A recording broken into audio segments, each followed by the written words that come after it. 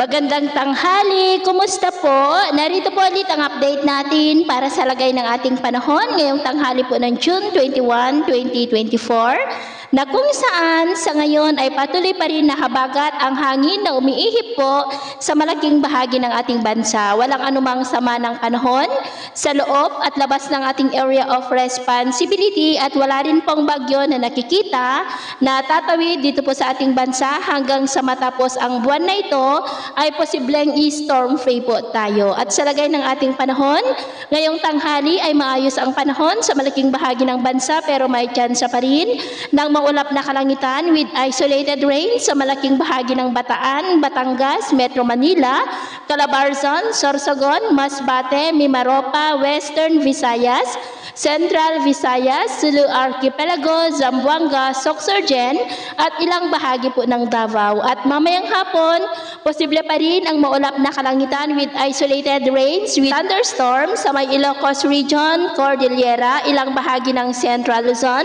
Metro Manila, Calabarzon, Bicol Region, Mimaropa, Western Visayas, Sulu Archipelago, Zamboanga Peninsula, Northern Mindanao, Caraga, Davao Region at Sorsogon. Kaya mag-ingat po tayo sa posibleng banta pa rin ng mga pagbaha at pagguho ng lupa.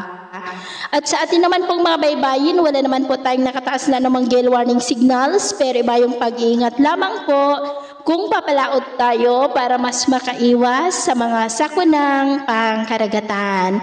So, yun po ng latest update natin sa araw na ito. At ako po muli si James na nagsasabing, sa kahit anong pagsubok po na darating sa ating buhay, huwag na huwag po tayong mawawalan ng pag-asa. Thank you and God bless.